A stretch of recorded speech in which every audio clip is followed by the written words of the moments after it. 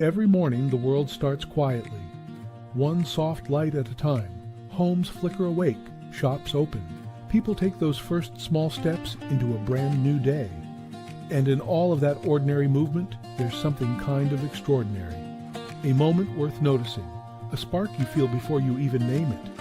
Sometimes it's quiet, sometimes it's small, but kindness shows up right on time.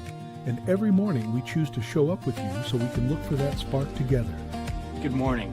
I'm Matt Roof, the Uncommon Kindness Guy, and this is Kindness Rising. Let's rise together.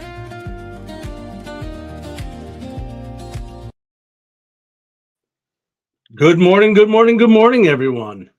Welcome to Kindness Rising. I'm Matt Roof, the Uncommon Kindness Guy, and I come here every morning, 7:30 a.m., to wake you up with a little hope, humanity, and heart. And here's something that we often don't say, or at least don't say it enough.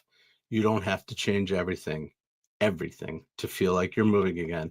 Sometimes the smallest choice is the one that reminds us we still have a say. We have our agency. And today on Kindness Rising, we continue that theme.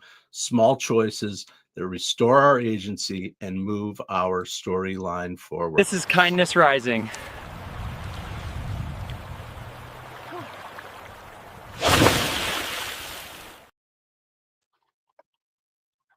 Welcome again to Kindness Rising. I'm Matt Roof, the Uncommon Kindness Guy, and I come here every morning to wake you up with a little bit of kindness, a little bit of positivity to rise above the noise. Mike Sullivan, of course, you are here. I appreciate that you are here, always right on time, always. And others will come and join us throughout. Buddy, how you been? I hope you are well. I hope you're making those small choices that help to move your storyline forward. I'm going to take a sip, relax, and settle in. Absolutely. Here's the thing. By the time we reach adulthood, change can feel really heavy, right? We're just into our routine. And so now if we change, we have to quit something. We got to blow it up. We got to disappoint people, make a big announcement, have it be this big thing. But that's what makes us hesitate. There's so much, it feels like, right? And we just get into this sense of complete overwhelm with it. And so we go, not going to make that change. Just fall back, status quo bias, right? It's just easier to fall back and just keep things going. But that overwhelm becomes an actual barrier for our change, right?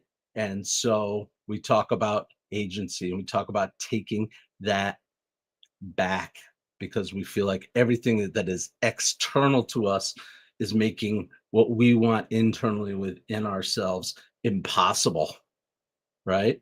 So we take ourselves and we look at a little bit of, hang on one second. I don't know if you can hear that blowing in the background. I've got the heater on and it's really bugging me. Did that improve the sound for you? I know it made my environment much better for me, less distracting. And we're talking about agency. We're talking about feeling a sense that our actions actually matter, right?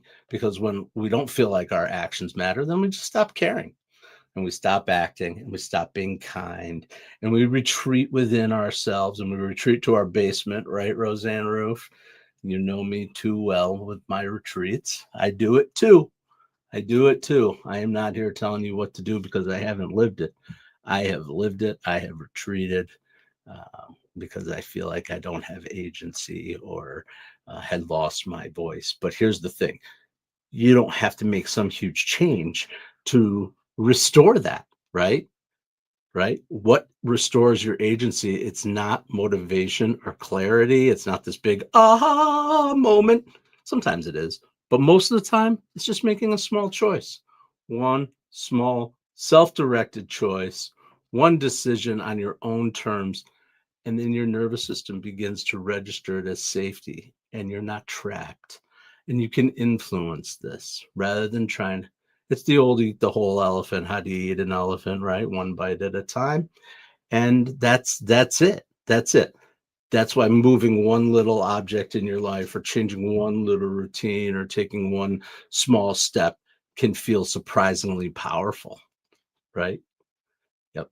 You're not fixing your life, but you are reminding yourself that you're still in the game, right? There's sometimes we feel like there's so much that's overwhelming us, and it's all too much, and it shuts us right down. But what if we just make one small change? We make one small decision today. Take one step at a time. That's what we're doing right here on Kindness Rising every morning. August 61247. Welcome in. I am glad you are here. Welcome to Kindness Rising. I hope you'll come and spend some time with us here in the chat. I come here live every morning. We're building a community of people who want to rise up and have conversation that's not all about division and opinions. We can have opinions, but rage bait, clickbait, all that stuff. We just want a half an hour every morning to wake up, get our brain started thinking positively, thinking about the way our lives impact others, the way we can be kind to ourselves. That's what we're doing here on Kindness Rising. And we have a little fun along the way. We take it back with some Gen X throwbacks. Today, we're going to be talking about an object that I know anyone who was alive in the 80s, whether you were a baby or you were an adult, you handled one of these objects. I promise you. And you probably have since, even if you weren't born then, because they've become iconic. We're going to talk about a special throwback object, and we're going to talk a little bit about something in today's news too. Today's news, the trends, talking about the feud between a couple of celebrities turning into a feud. Started off as nothing, and it's escalating, and we're hearing about it. A couple of 80s and 90s celebrities, kid celebrities, Ashley Tisdale, Hilary Duff, that whole crew that's having a little bit of Sully. Really? How are you? Like you and I are vibing? It is the Rubik's Cube, buddy. We are going to be talking about one small change at a time and connecting it to the Rubik's Cube. Absolutely. You are on it, Sully, for sure. For sure. Good guess, buddy. I tried to make it not so obscure, right? Were you a Rubik's Cube guy, Sully? Anybody else out there? I remember Rubik's Cube came out, and then they came out with all these other crazy ones, 9-sided and 20-sided circles and all kinds of objects. But the classic Rubik's Cube with the nine-sided, 6-sided die with nine individual squares had the mini on your keychain. Were you able to solve it, Sully? Were you one of those guys that could just be like and done? No, I was a sticker picker. Pick the stickers and get them all lined up. No, I'll admit, I never actually solved the Rubik's Cube. I know. I probably should have my Gen X designation license revoked for not having solved the Rubik's Cube, but that's true. It's true. I didn't. And we have our friends. We have our friends who are also dealing with things that might be way too big at first. Let's see what they have to say today. Okay, this feels like it's way too big for me. Come on, Rusty. It's only a scratching post. Yeah, but there are so many levels, Reggie. I don't know where to start. Just one paw. You know what? I can do one paw. No problem. Just one paw.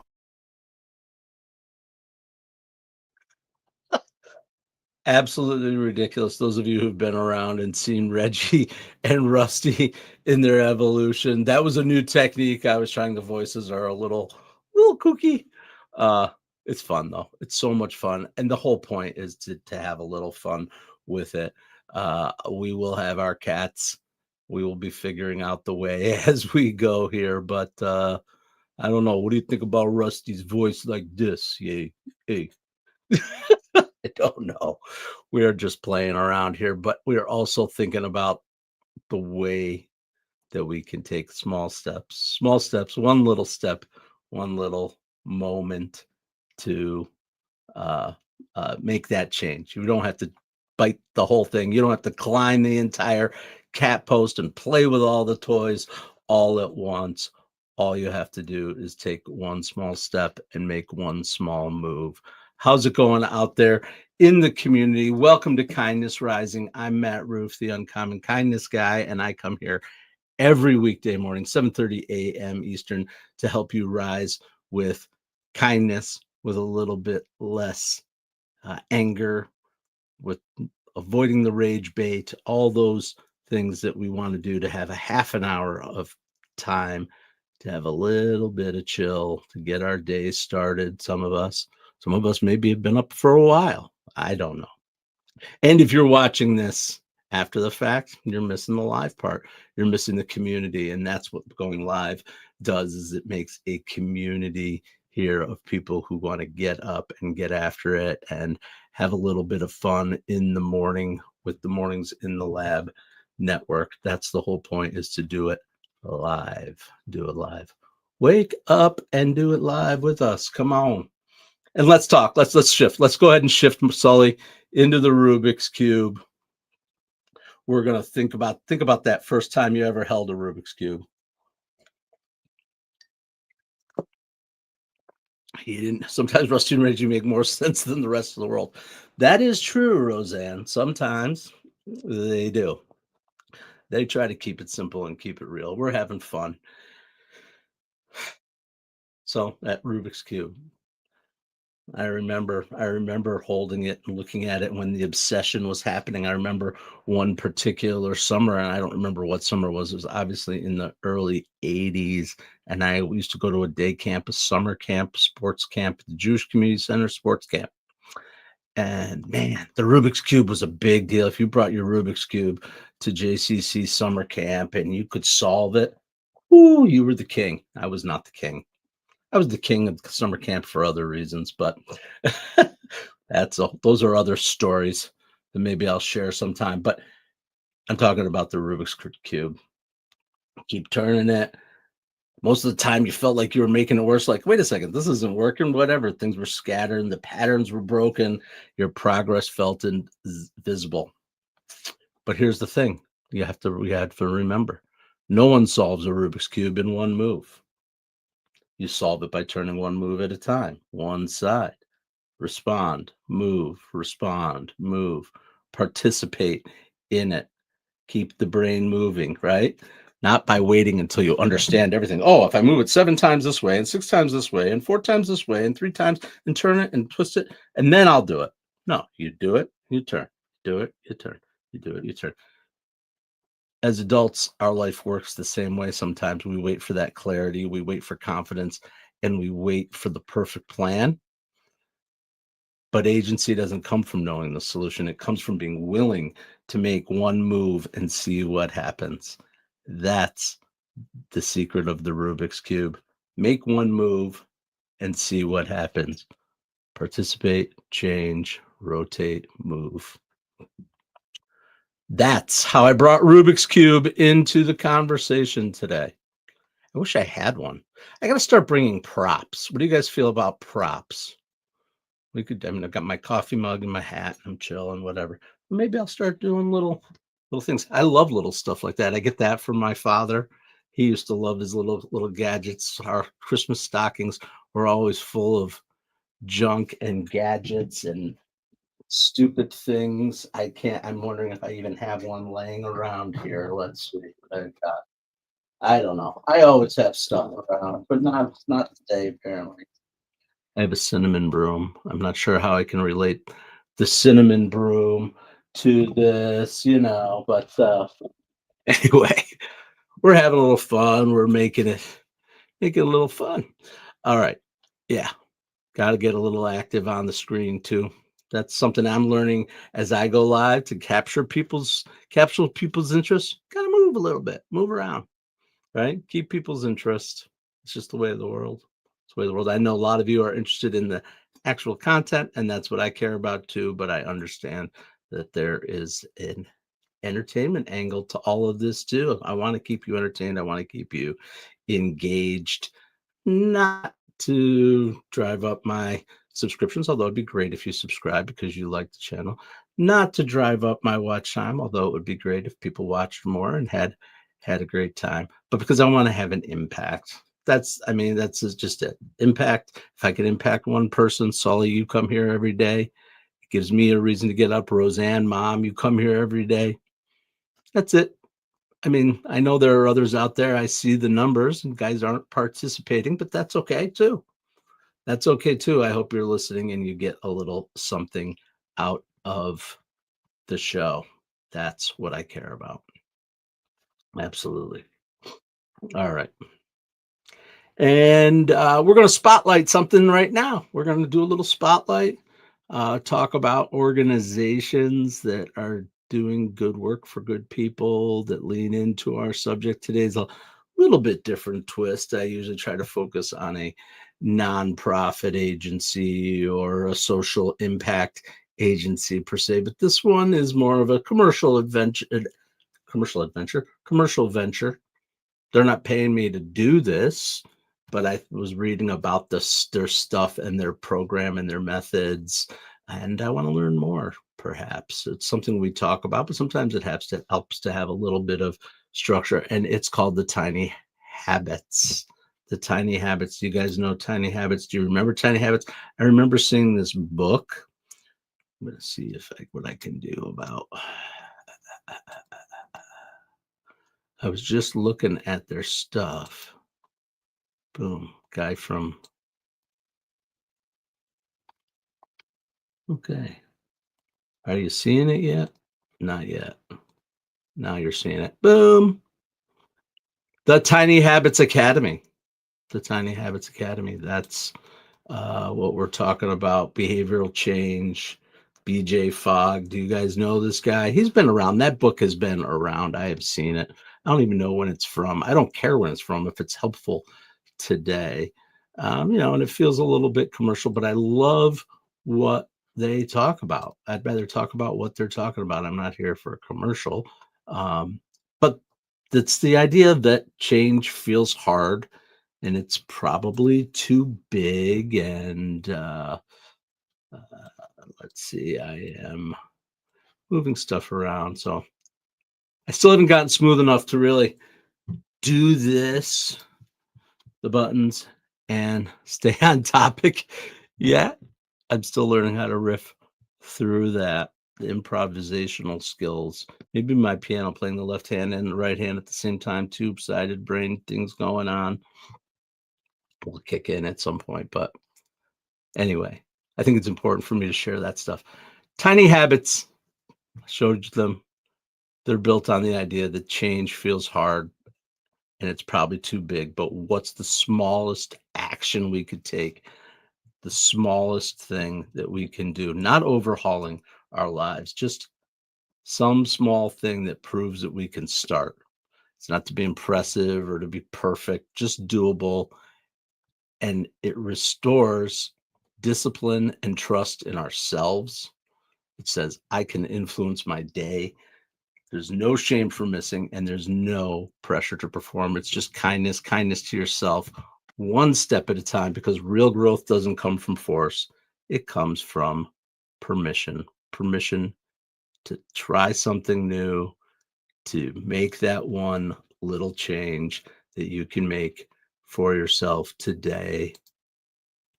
To more buttons to improve. All right, I'm going to stop sharing. All right. Anyway, welcome again to Kindness Rising. I'm so glad you've chosen to spend your time here with me, with Mike Sullivan, with Roseanne Roof, with the crew that comes out to the Mornings in the Lab network every single day, Monday through Friday, 7:30 a.m. Eastern on YouTube and LinkedIn. We are here.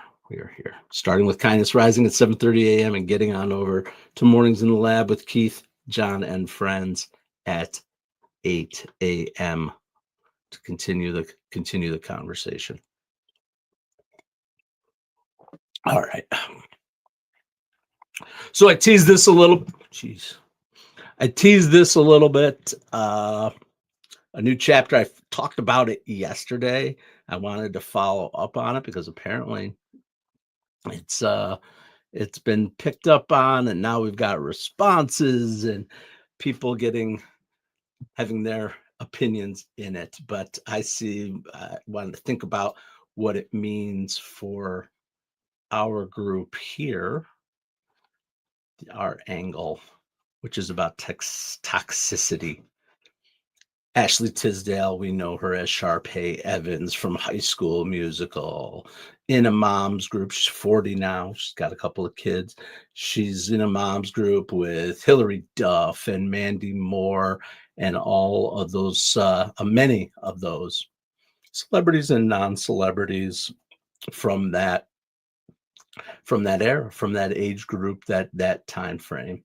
And Ashley decided to leave that group, but she also chose to make that decision public and tell people that she left that group. In People magazine, actually, is who broke this story or started this. She actually wrote an essay in People about joining a community of fellow moms that felt like comfort and support at first, but eventually left her feeling excluded, hurt, and drained. So that was what she said. And then here comes on top of it. Now people's egos are getting involved and they're getting a little hurt. So Matthew Coma, who is, I believe, the partner of, maybe even the husband of Hilary Duff. I don't know. I actually don't know, but I know that he's in support of one of the other women in the group, has publicly responded and coming in with his sarcastic posts as a rebuttal to Ashley's remark. And it's this, for me, it's, celebrity gossip or whatever, but this isn't really about Hollywood drama. It's still about people. It's about something many people experience in everyday life. Being in a group where we used to feel good, noticing that there's subtle exclusion or negative energy in the group, rationalizing it and saying, oh, well, I can figure this out. Maybe it's this, maybe it's that for longer, and ultimately deciding to step away. That's a shift in agency. Whether you believe in the way that Tisdale brought it up and made it public and wrote an essay about it, that's not the point. The point is that she shifted her agency. We can do it quietly. It can be a quiet, deliberate choice about who we spend our energy with, where we spend our time, right? And it doesn't mean that the other people are bad if we leave. It just means we've grown and we've gone in a different direction. There's no judgment. It just means that the relationship stopped being healthy for you. Doesn't mean they're a bad person or that's a bad group. It just means it stopped working for you, and through self-awareness and kindness to yourself, you're taking back your agency. And that's what I see that Ashley Tisdale did, right? Right. But it's interesting to watch the back and forth. Some people say, no, you stick it out. You stick it out no matter what. You're part of the group. You figure it out,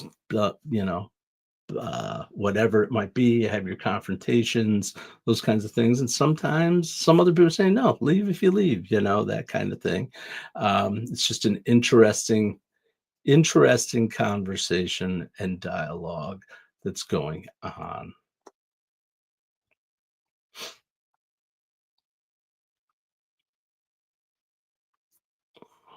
Absolutely.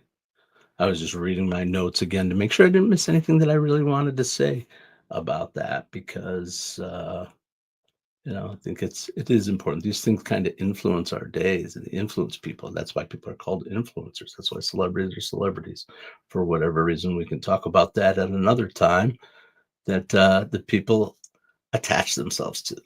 So anyway, let's move on to the kindness compass. Our kindness compass today, these are our takeaways, the things that will anchor our idea with 3 simple ideas. Here's the thing. Big change, it isn't required. Small actions still count. As a matter of fact, they are the beginning. They are the most important. Those small actions, those tiny habits that add up to big change. Another thing, agency grows through action, not through certainty. Again, it's in action. It's not saying, I know I got it all figured out and now I can act. You need to assess your risks and that kind of thing. But I think if you trust yourself, it's action. It's action. You don't need the solution to all of it to begin. You just need to turn that Rubik's Cube one turn closer to understanding and solving the puzzle. Permission, that comes before momentum. It starts with saying to yourself, saying it out loud, yourself, I can do this. I can take a risk. Allow yourself that one move and maybe others will follow. That's our kindness compass today. Big change isn't required. Agency grows through action, not certainty, and permission always comes before momentum. Thank you for joining me here on Kindness Rising. I am so glad you have chosen to do that today and every day. I will be back tomorrow morning at 7:30 a.m. Eastern with more conversation about making small choices, restoring our agency, moving our storylines forward with positivity, with kindness, with a little hope, a little humanity, and a little heart.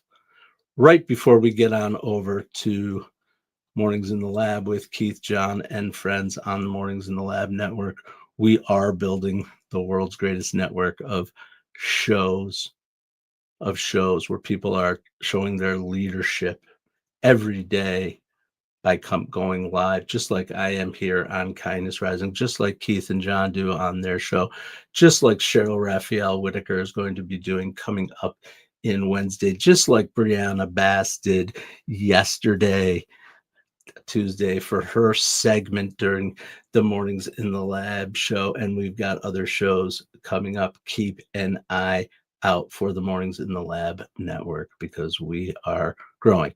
And if you want to be part of it and you want to bring your story forward, reach out to me. I'm Matt Roof, the Uncommon Kindness Guy. I can be found here on YouTube, on LinkedIn, on Facebook, pretty much anywhere you go.